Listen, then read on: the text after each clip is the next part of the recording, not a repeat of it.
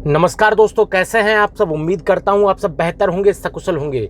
दोस्तों, आज की जो वीडियो आपको दिखाने वाले हैं, जो बताने वाले हैं, इसे देखकर आप बहुत ज़्यादा खुश होने वाले हैं। अगर कभी भी आपके साथ किसी भी तरह का कोई भी साइबर फ्रॉड हुआ है, अगर आपकी कभी धोखे से फिल्म बनी है या फिर किसी भी तरह के किसी भी डिजिटल फ्रॉड का सामना आपको करने को मिला है, तो उसके बाद इंसान बहुत दुखी हो जाता है और सबके मन में एक ख्याल आता है कि सरकार इसके ऊपर कोई एक्शन क्यों नहीं लेती। आखिरकार इन साइबर अपराधियों को सरकार पकड़ती क्यों नहीं है, इनको गिरफ्तार क्यों नहीं करती है। तो आज आपको बताने वाले हैं कि भारत सरकार इसके ऊपर एक बहुत बड़ा एक्शन लेने वाली है, जिसके तहत लाखों की संख्या में फर्जी सिम कार्ड जो साइबर अपराधियों द्वारा इस्तेमाल किए जाते हैं, वो भारत सरकार द्वारा बंद किए जा रहे हैं। दोस्तों, साइबर क्राइम की पहली कड़ी सिम कार्ड होता है, ये बात आप समझ लीजिए। कोई भी साइबर अपराधी करता है तो उसके लिए उसको एक फर्जी सिम कार्ड का सहारा लेना पड़ता है। तो ये बात तय है कि साइबर क्राइम की पहली कड़ी सिम कार्ड होता है। फर्जी सिम कार्ड पर अंकुश लगाने के लिए केंद्र सरकार ने मॉडर्न टेक्नोलॉजी को हथियार बनाया है। 8 लाख से ज़्यादा सिम डीएक्टिवेट किए जा चुके हैं। आर्टिफिशियल इंटेलिजेंस और face recognition inbuilt telecom SIM subscriber verification system यानी कि ASTR, इसका सहारा लेकर एजेंसियां निगरानी रख रही हैं उन सभी लोगों को जो साइबर अपराध करते हैं, उनके बैंक खातों पर जय श्री राम, उनके बैंक खातों पर, क्रेडिट कार्ड पर या फिर उनके पेमेंट वॉलेट पर साइबर अपराधी डाका ना डाल सके। ठीक है, इसीलिए उनके ऊपर नज़र रखी जा रही है। साइबर अपराध का गढ़ कहे जाने वाले जामताड़ा, मेवात और पुरुलिया से मतलब कि की जा रही हर एक जो वहाँ जो भी संदिग्ध गतिविधियाँ हैं, मेवात, जामताड़ा और ये पुरुलिया, यहाँ के जितने भी संदिग्ध लोग हैं, उनकी कॉल पर एजेंसियां STR सिस्टम से नजर रखे हुए हैं। इन्हीं साइबर क्राइम स्पॉट के 8 लाख से ज़्यादा फर्जी सिम डीएक्टिवेट किए गए हैं, क्योंकि लेटेस्ट सिस्टम से एजेंसियां कुछ ही पलों में जान लेती हैं कि सिम स्वैप्ड है या फर्जी है। मतलब कि ये जो 3 स्पॉट फिक्स किए हैं भारत सरकार ने, जामताड़ा, मेवात और पुरुलिया, यहाँ पर हर कॉल भारत सरकार सुन रही है। मतलब हर से मेरा मतलब ये नहीं है कि हर किसी की, जो भी जो भी संदिग्ध कॉल है, जिस पर भी संदेह होता है, उन सब पर भारत सरकार नज़र रख रही है और उनको लगता है कि ये आदमी गलत काम कर रहा है, तो उनकी ASTR की मदद से उनके ऊपर नज़र रखी जा रही है, उनकी सिम को तुरंत डीएक्टिवेट किया जा रहा है। हरियाणा मेवात में STR पायलट प्रोजेक्ट के सफल होने के बाद पूरे देश के लिए इसे लागू किया गया है। बिल्कुल दोस्तों, सबसे पहले जो ASTR प्रोग्राम है, इसको हरियाणा मेवात में लागू किया गया, जिसमें राजस्थान का हिस्सा भी आता है, हरियाणा का भी हिस्सा आता है। तो वहाँ जब देखा पुलिस को कि वास्तव में कारगर साबित है, तो इसको पूरे देश में भी लागू कर दिया गया है, जहां 16.70 लाख सिम डिटेल और सरकारी पहचान पत्रों के डिटेल का मिलान किया गया। वहीं 5 लाख के करीब सिम डीएक्टिवेट कर दिए गए। मेवात में 17 लाख के आसपास सिम को खंगाला गया और उसमें जब ये पता चला, उनको उनके आधार कार्ड से मिलाया गया, तो पता चला कि ये सिम इस्तेमाल करने वाले का आधार कार्ड और सिम जिसके नाम से सिम है वो मैच नहीं कर रहा है। तो 16.5 लाख लोगों का चेक किया, उनमें से 5 लाख सिम फर्जी निकली, उनको डीएक्टिवेट कर दिया गया।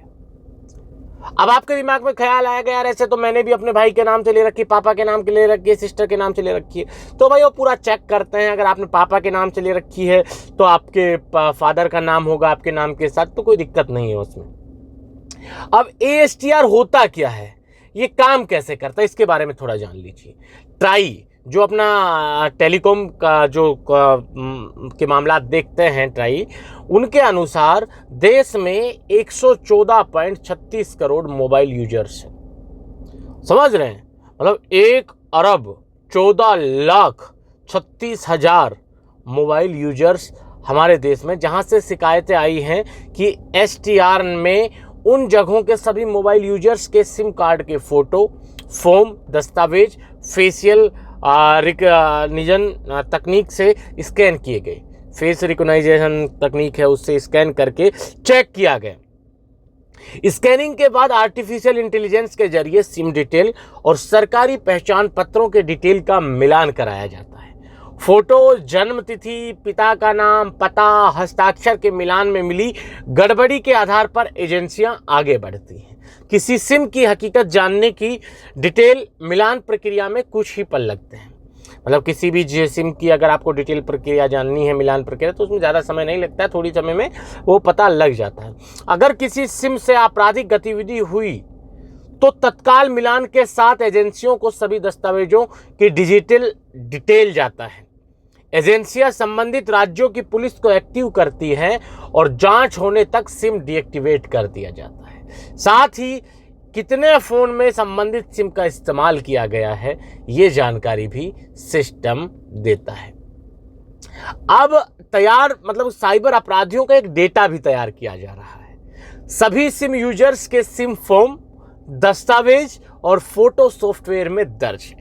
देश भर में अपराधियों का डेटा तैयार होने के बाद उनका डेटा इस सॉफ्टवेयर में मर्ज कर दिया जाता, मिला दिया जाता है।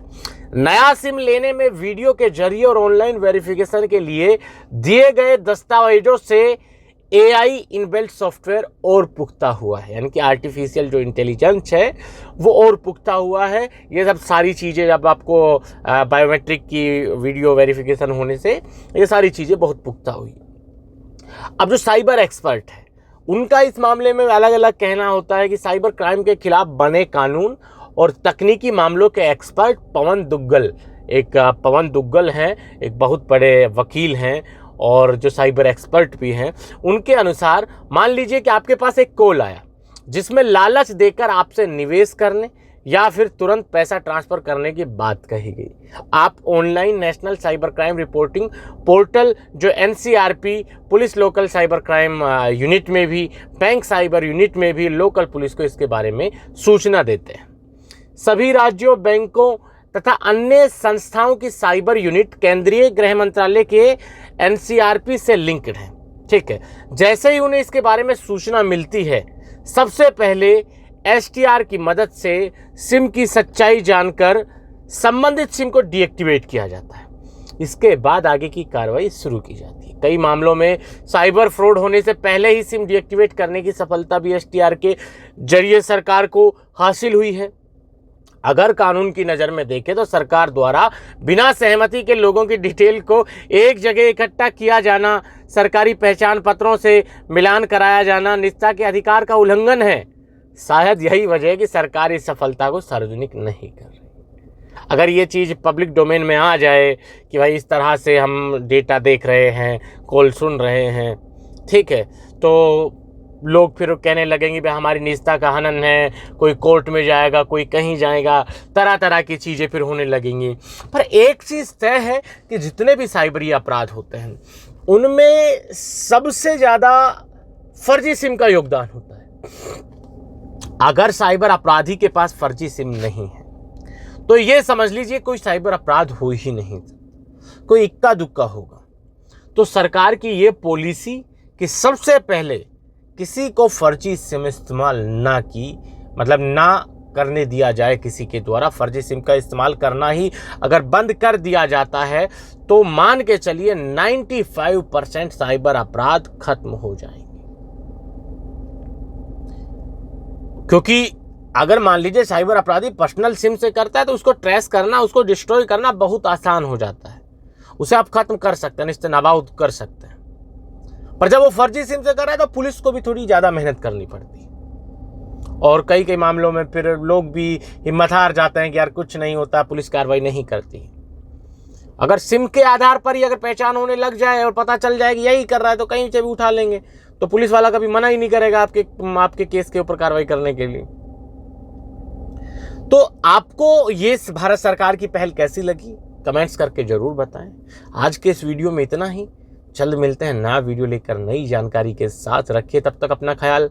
जय भीम, जय हिंद की सेना साथियों।